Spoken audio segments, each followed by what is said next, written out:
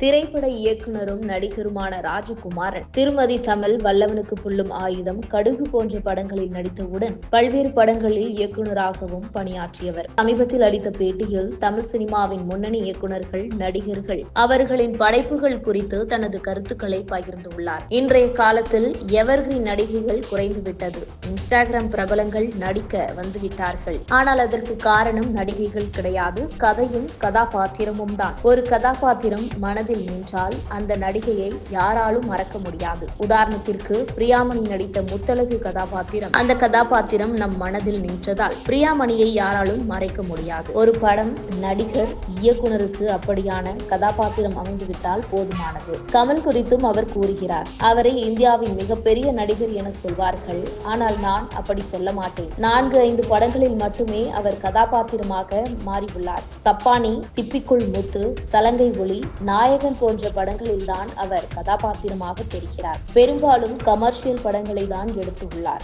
அவ்வை சண்முகி எடுத்துக்கொண்டால் அதில் கமல் தான் தெரிகிறார். கதாபாத்திரம் தெரியவில்லை. கதாபாத்திரமாக மாறுவது இயக்குநர்களின் முடிவு, நடிகர்களின் முடிவு கிடையாது என விளக்கினார். இயக்குனரின் சவால்கள் குறித்தும் அவர் தெரிவித்திருக்கிறார். நாம் எல்லோருக்குள்ளும் ஒரு இயக்குனராக இருக்கிறார். இயக்குனர் என்பது மேற்பார்வை வேலை. ராமநாராயணன் பல படங்களை இயக்கியவர். ஆனால் அவரை பெரிய இயக்குனர் என யாரும் சொல்லவில்லை. சில படங்களை இயக்கிய மகேந்திரனை மக்கள் கொண்டாடுகிறார்கள். அவர் மேலும் உதிரிப்பூக்கள் படத்தில் சரத்பாபு சொல்கிறார், நான் உங்களை திரும்பி அடிச்சிருப்பேன், லக்ஷ்மி விதவை ஆகிடக்கூடாதுன்னு விட்டுட்டேன். இதே வசனம் நாயகன் படத்தில் நான் அடிச்சா நீ செத்துருவ அப்படின்னு வந்தது நினைவுக்கு வருது. நெஞ்சத்தை கில்லாதே படத்தின் தாக்கத்தில் தான் மணிரத்னத்தின் மௌனராகம் உருவானது போல தோன்றியது. ஒரு படைப்பாளி கதாபாத்திரங்களை பேச வைப்பதன் மூலம் கவனிக்கப்படுகிறார். ராமநாராயணன் சார் பெரிய இயக்குனர் தான், ஆனால் அவர் பெரிதாக மெனக்கெடாததால் பேசப்படவில்லை என கூறுகிறார். KGF குறித்தும் அவர் மனம் திறந்திருக்கிறார். அது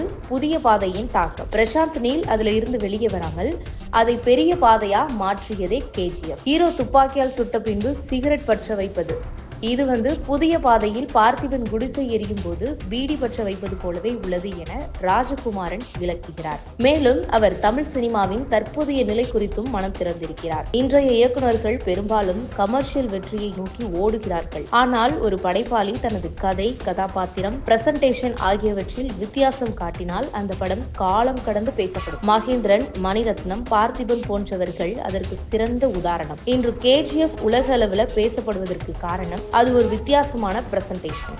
ஆனால் அதன் வேர்கள் புதிய பாதையில் தான் இருக்கின்றது எனவும் அவர் குறிப்பிட்டிருக்கிறார். மேலும் இது போன்ற உங்கள் கருத்துக்களை கமெண்ட் பாக்ஸில் கமெண்ட் பண்ணுங்க.